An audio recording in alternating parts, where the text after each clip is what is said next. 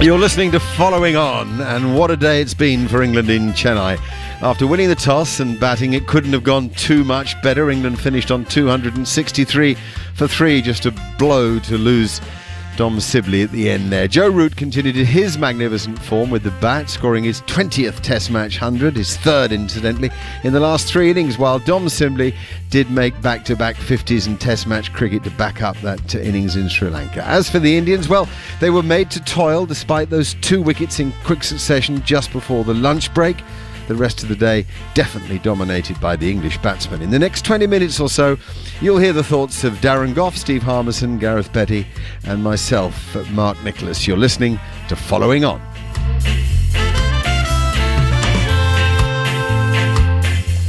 Right, well, we'll start with Steve Harmison. We just heard from Goughy, but we're going to hopefully have Joe Root with us in a minute, by the way. But in the meantime, that is an innings of the highest quality by any standards, anywhere, in any era. Absolutely, Mark. I don't think words can put to what Joe Root's just done because of the Test match. It is the 100th Test match, everything that goes with playing the 100th Test match. We talked about before the day's play the amount of work this kid has done leading into this Test match, the media work, all the stuff about his 100th Test match. To go out there and bat the way he did was just magnificent. So proud that I used to play cricket for England. I played alongside Joe Root in a first class match, and this is the England captain. I tell you what, words fail me. This kid is amazing, and he's just played an amazing innings. Gareth, you're a great admirer of technique, and there's no doubt the adjustments that he's made, and we'll hopefully get a chance to ask him about them in a moment, have come to fruition, haven't they? Yeah, I mean, from the start of his career, you would have said he's a beautiful classical player.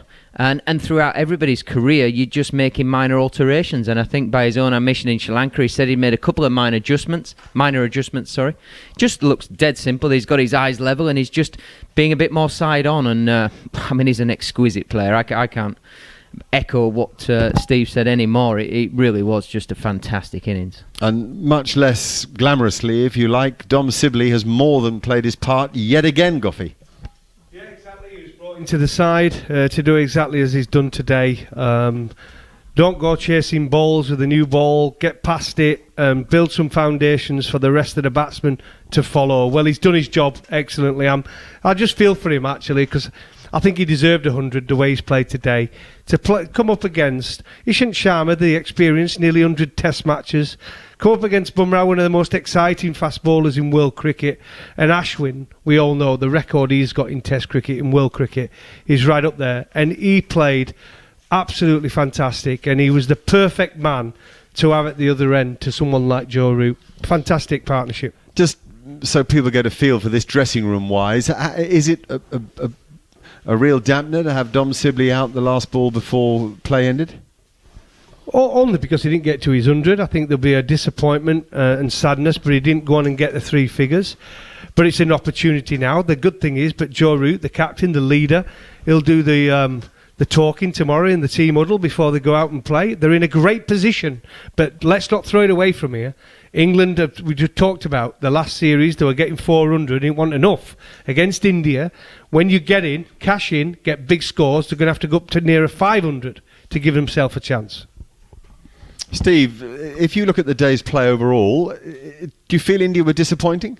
I think they were disappointing. I heard Goughy talk about their bowlers and be slightly disappointed at how they've gone about their job. And to put a little bit more meat on the bones, I thought with the new ball, Ishant Sharma and Jasprit Bumrah bowl a touch wide to Dom Sibley, let him find his off stump, something that has been labelled at Dom Sibley where he doesn't really know where it is. Sometimes I actually think the government give him a chance to get in. I thought Rory Burns played beautifully until he had a brain fade, but again I think Ashwin bowled okay. He bowled the way Ashwin does. I'll flip that over and think England batted beautifully against him. Ravi Ashwin, one of the best new ball bowlers in India, of taking wickets in India, one of the best bowlers in world cricket, has bowled 24 overs in 2 maidens. He's only bowled 2 maidens. England haven't let Ashwin settle, and when the other 2 bowlers have come on, Nadeem and Sundar, they've gone at them, and one's gone at 3 and over and the other one's gone at 4 and over. That tells me as much as India have been poor, England have been brilliant. Would you say the pitch surprised you, Gareth, in that it played pretty easily and fairly slowly? Yeah, I think we all expected a fraction more pace through on the first day, just a little bit more carry. We saw a couple of edges not carry, one a bottom edge, so that's probably not going to carry anyway. But that would have been the only thing. We expected it to be good for batting, we really did. And I think when the coin came down right for Joe, I think the whole of the country was sort of cheering and going, come on, what a toss to win.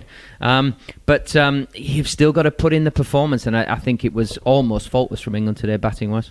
I'll tell you one thing about him. I thought India in selection as well for the match, this match, were a little bit cautious. I think they genuinely were worried about this England team.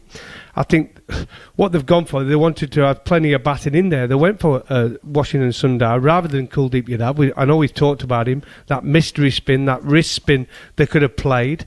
And it just goes to show the faith they have in Jadeja. He's a massive, massive loss for them. Him and Ashwin bowling together in all conditions all around the world are an excellent partnership. Probably the best spin partnership in world cricket. And they've missed him today. They didn't go for the selection we thought. They've gone for the conservative selection, and it's cost them. It's cost them on day one of this test match. What about the dressing room now? The England dressing room is going to lean towards euphoria, really. You arrive in India, you hear a lot about how hard it is to win in India. The conditions test you. You have to go big in the first innings. Well, they've won the toss and they have the chance of going big. You keep control of that in the dressing room, I imagine, do you? Tell us what it's like in there right now. I reckon there's been an amount of crossover from white ball to red ball, and there's a calmness about how Morgan's team evolved over the 4 or 5 years. I think that's rubbing off on the test team. Root's taking a bit of that. They don't get too high, they don't get too low. They enjoy each other's success, and they have to do now because there's a bit of a rotation going on, so they're not all going to play every game. There's a real togetherness, I think, that we're starting to see. And you can see emotion, but it's not too high, it's not too low, and it's all along the same path of we're looking to get 500. We're not happy with 400. We're not happy with bowling one maiden as a bowling unit. We want 3, we want 4. And I think that's just building a real unit together. I think as well, I mentioned it a touch earlier in commentary that these England sides are winning, test match sides, are finding ways to win. When you look at it before the test series started, if anybody was asking me what I thought prediction, I'd say India would win comfortably because of the way India play in their own back garden. Haven't been beat since 2012, 2013. They've got a very, very strong batting lineup. Match-winning bowlers, you think India will win comfortably. But there is this thought in sport that if you get on a roll, winning is a habit. And winning from losing positions is a habit. And when you get into tough conditions and tough positions, you can get yourself out of it because you're getting yourself drilled into that sort of way. And I actually think this England side, as a collective unit, has found a way to win in many, many situations. We've been there, especially on overseas tours like Cape Town and things like that. All of a sudden, that breeds confidence. So no matter what situation we get into, we can find a way out and we can win this game. And I think coming from Sri Lanka, the way England have played and the way Root played, I think the added confidence of playing on these sort of surfaces is no matter what you throw at us, we are in a comfortable position and we believe we can win. So fair play to England. Tell us about Chris Silverwood. Goffey, you know him very well. He's the most understated coach. We very rarely hear from him. We very rarely see him.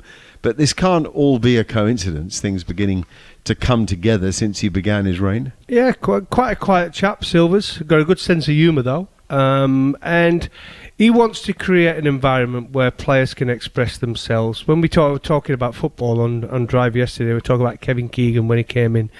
He signed a good player and let him play football. Right, and I think that's what Silvers wants to bring to the cricket. These are all good players. He wants them to express themselves. He wants to play their natural game as much as they possibly can, as long as that don't affect the way he wants his team to play, and Joe Root wants his team to play.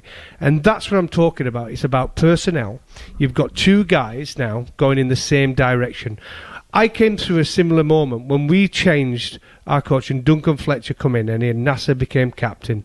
They both had the same ideas and where they wanted that team to go, and they worked so well together for many years. And I think it's going to be the same for these 2 guys. They've come in, they know each other, they both want the same things, and it's working well at this moment in time. It's got to carry on because this is a big series. This is only one good day. It's one good day. We've got India at home in the summer, and then we've got the Ashes. So we've got some big series coming up, but they're going in the right direction. But Mark, you talk about dressing room and the messages from the dressing room. I've heard so far in the last 12 months, listening to Jimmy Anderson speak about improving. This kid's got, he's got 600 test wickets. He played 150 tests. Stuart Broad talking about constantly improving. Goes to Sri Lanka, having taken 3 test wickets in 3 tours, to go and getting 3 and 8 overs on his first trip. Talking about improving because he's got to learn how to bowl the cutter better. He's got to learn how to get his wrist better. If these guys are improving, as well as Joe Root talking about improving his game after having a little bit of period off. This guy last 3 weeks ago went past Gower, Boycott and Peterson, to be one of our leading run scorers. When you're sending messages and your 100 test capped players are saying, we're trying to improve, Dom Sibley, Rory Burns, all these guys at the bottom end, they're their careers. They're great role models for them. So that, for me, is a massive message as well from coming out of a dressing room.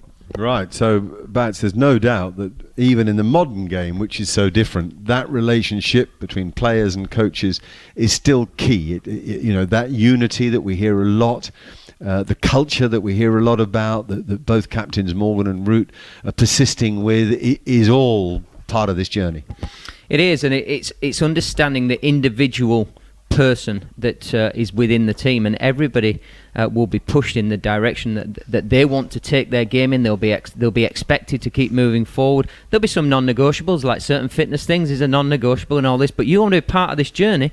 You want to get on this crest of a wave that we're starting to climb up. We're in a good place, so let's all buy into it together. Okay, I'm going to interrupt you because Joe Root does now join us from Chennai. Joe? Hi, Mark. How are you? Oh, very good. How nice to hear you. And it's first time that we can speak. And so I begin with congratulations on those 2 performances in Sri Lanka, which were a real pleasure to watch. I think that's the first thing to say. And secondly, your 100th Test match, and this morning receiving the silver cap, the pride you must feel, Joe. Yeah, a huge amount of pride. Last night the guys had a little surprise for me, and some really, really nice messages from ex-players and some friends and family, and then Ben made a brilliant speech which I'll hold dear and remember forever. So it's really nice that the guys went to that length. What was the little surprise? A gift or a party? Or no, just a few videos, a few messages from guys that I played with and some friends and family and things. So yeah. It was really nice. And it was a nice bottle of wine in there as well, which I'm looking forward to at some point further down the line, but probably not tonight. So the dream ticket, the dream ticket, Joe, is to follow all of that up: the pride, the happiness, the dressing room, sharing that experience with them, with all the things that have happened today. I mean, what a day to win the toss, for the guys to bat so well, and for you to go on and make a sublime 100. Yeah, as you mentioned, I couldn't have wished for it to go much better, to be honest. But I think having won what looks like could be quite a crucial toss, it's really important that we make the most of a brilliant day today. I thought Dom was exceptional, some good partnership from the guys up the top, and then I thought he played brilliantly. Probably felt a little bit of pressure coming out of Sri Lanka, even though he played well in that second game. For him to back that up again today will give him a huge amount of confidence. It is a bit of a shame that he couldn't quite get across the line tonight, but we're in a really nice position. So we've really got to make it count. We know how important first innings runs are here, and the more wear that goes into that wicket, the longer we can keep them out there. That will all play into our hands, but we've got to do the hard work in this first innings. I haven't seen you for so long. I just want to ask you about the development of your own play, because I'm going on what I've read and the work that you've done on your own game, and particularly the fact that you've watched quite a lot of footage, A, of yourself and B, of other players. That's obviously a very intense way to go about things, but so nice for you to have had the time at last to be able to do that. Yeah, I think it was important. I tried to use that. Obviously last year I was disappointed with the returns that I was giving to the group. Didn't think I was getting the best out of myself, and I wanted to go away and work on a few things, and I feel like I've done that.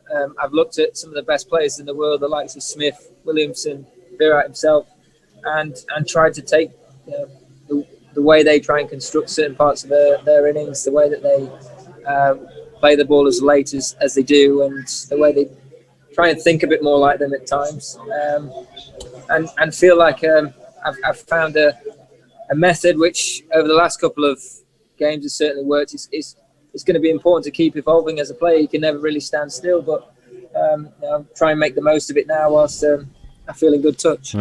No one happier than Ted Dexter, you'll be amused to hear, Joe. He says he's never seen anybody play better against spin than you have in these innings. I just thought I'd pass that on from a former England captain that we both know. Joe, just a word on Dom Sibley getting out. It's such a painful thing to watch when a guy's put so much into an innings. In any way, does that dampen the dressing room, or does everybody come out of that fine? Well, of course, it would have been the ideal scenario for us to get through tonight unscathed and only 2 down. But for us to sit, if you'd have given us this position at the start of the day, we'd have definitely taken it.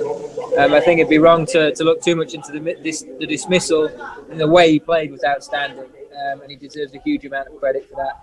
And should take a lot of confidence moving into the rest of this series, which is going to be a real big one. So. Like I say, we're really happy with the position we're in. We've just got to make sure we match it or better it tomorrow and make this first innings. Well, Joe, we're all thrilled for you. We thank you so much for your time, because I know it's the 3rd or 4th interview you've done, but we really appreciate your time, and much better than that, we really appreciate the way you bat. Thanks very much for a great day and a great 100 Test matches so far. Good luck as you go through this match. Thanks, Mark. Real pleasure. Thank you. Well, interesting, Joe, a great thinker about the game. Cricket nuffy, wasn't he, as a boy, Goffey, and one who's dreamt of such things probably all of his life. Well, I talked about it. I did something the other day, and coming through as a young kid, we talked about it on commentary, but he found it very hard to get the ball off the square. He was quite small as a youngster. He got into the England under-19s in a strong side, by the way, in 2010. I think it was, and they went to a World Cup and they had a shocker. I think they finished 8th, and he didn't have a great World Cup. I think he got 120 or 30 runs in his 6 knocks. But since then, 2011 started with Yorkshire, he has been out of this world. His first 36 Test first-class matches, he got about 400s, and that's when they picked him for England. And some hundreds on there. He got 160 against Sussex, which was out of this world. And he just gets better and better. And there's certain players, where you think at county level, they're good players, they'll go on and have a good county career. And it just goes to show it's about opportunity. You can see something in a player and think he'll be good, but when you see him at Test level and they just keep growing and getting better and better, as he's doing now, still after 100 Tests, he's getting better and better. It's brilliant to watch. Because Vaughan was the same, where you thought, he's all right. And then he gets to Test level and he rises with it. Trescothick, exactly the same. And Root is in that bracket as well. Yeah, I think he's the best English-born batsman that I've seen. Amazing. I saw that innings, I think it was 2012 at Headingley, his first 100. I think that's right. I'll be cross if it isn't. And I watched it sort of in wonder, really, because of the poise, the tempo, the ability to control the tempo, even at that young age, the understanding of the opponent. Now, every career has its little ups and downs. I think leading England probably has taken more out of him than he might imagine it would have done. It's probably a progression he had assumed would be pretty straightforward. Everything else in his cricket career had slotted into place. But leading a cricket team at international level is so mentally draining. And I think that probably took him a bit of time to work out. And you probably do put your batting aside while you're trying to work that out. But now you can see it all clicking into pace, can't you?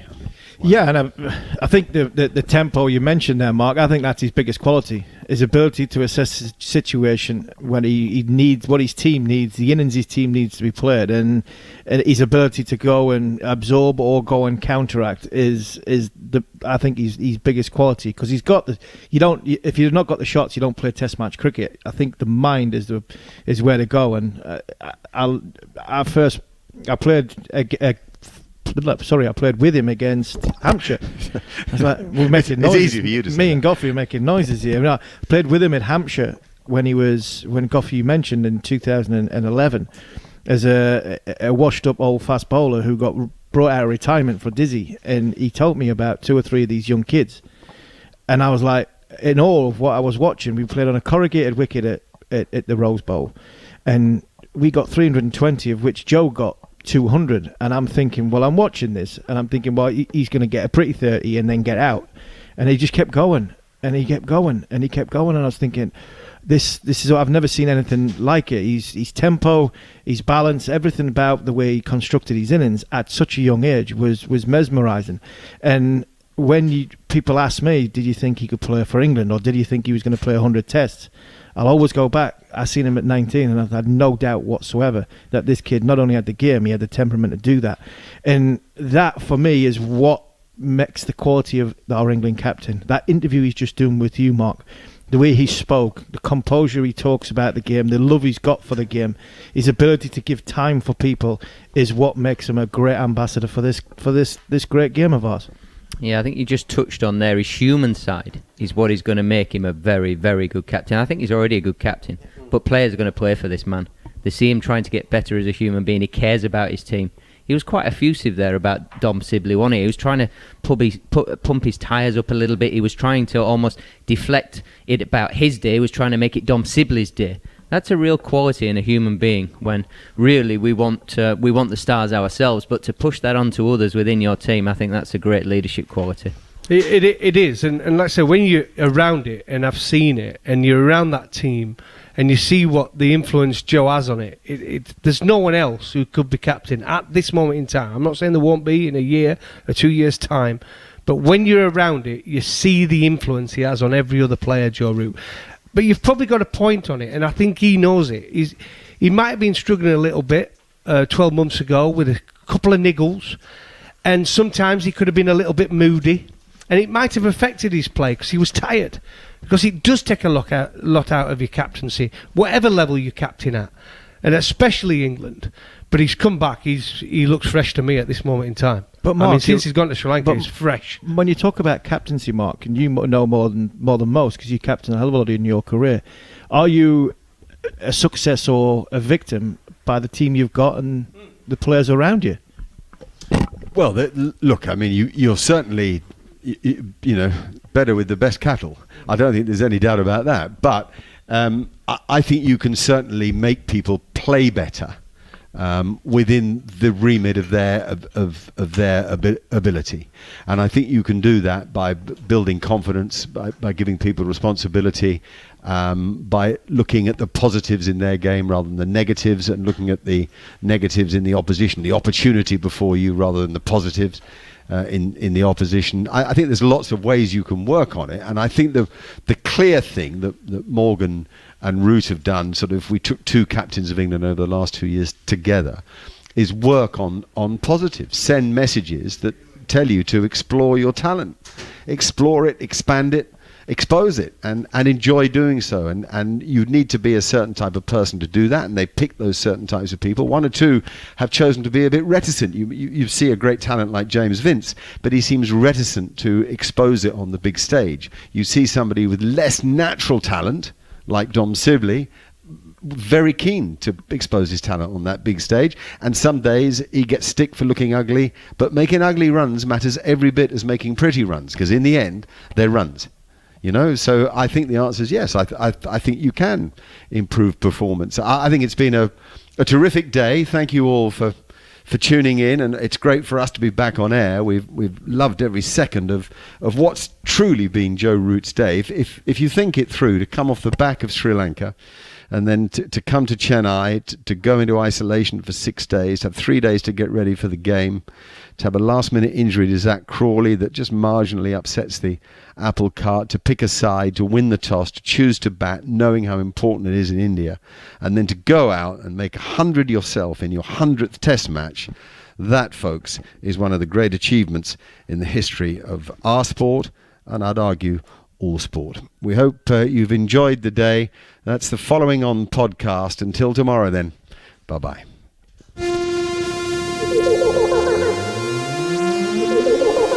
That is short, it's wide, and Sibley hammers this through backward point, and that will run away for 4. Boom, and it's off it goes. Burns, who dances down the pitch and drives in through wide mid-on with some elegance, you have to say. 4 more to the total. Who do you reckon last had a haircut, Rory Burns or you? No, I reckon Burnsy's got a terrible lid at the minute.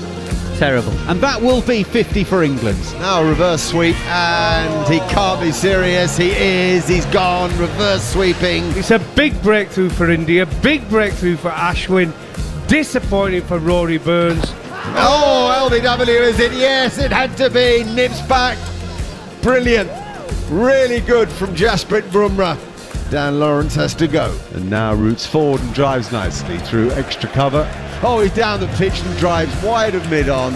Almost perfectly for 4. Flicked away through the leg side. Beautiful shot. Oh, Dom Sibley, so good on the leg side. And that will be the run that takes Dom Sibley to a very, very hard-earned half-century. In fact, he's come back for a couple, so he goes to 51. Ashwin into him. Oh, that's a glorious shot off the back foot. A punch through extra cover, and it's going to go away for 4. What a shot that is from Joe Root. Back-to-back boundaries. If India win the series 2-0, 2-1, 3-0, 3-1 or 4-0, then it would be India through. So, sorry, I missed that, Mac. Could you just run through that again? He's lost me. Can somebody pass me another sandwich? 50 for Joe Root. And his 50th 50 in Test cricket. Oh, my goodness me. Isn't that a joy to watch? Root eases into a cover drive. Something from the classics there. Oh, blimey. I think there's a cat just walked in the room. What a shot that was. Beautiful. 4 more to the England captain. That takes him into the 90s. He is cruising at the moment. Round the wicket is Washington Sundar. And he works it off his body with great simplicity. Joe Root, in his 100th Test match, is captain of England today, kissing his helmet and knowing that he's on the march for his country. A magnificent performance. Here's a 5. Oh, slog sweep late in the day from Joe Root. He's hit it beautifully. Oh my goodness, it's gone all the way. And it looks like someone shot him as well. He's got cramp. He's hit it for 6 and he's gone down. Oh, it's cramp in the left calf. Ow, ow, ow. Here's Jasprit Bumrah. Oh, big in swinging Yorker. And it's an LBW appeal. The finger's gone up. Ooh. What a delivery. Suddenly Jasprit Bumrah found some swing. Oh my goodness. Dom Sibley is trapped on 87.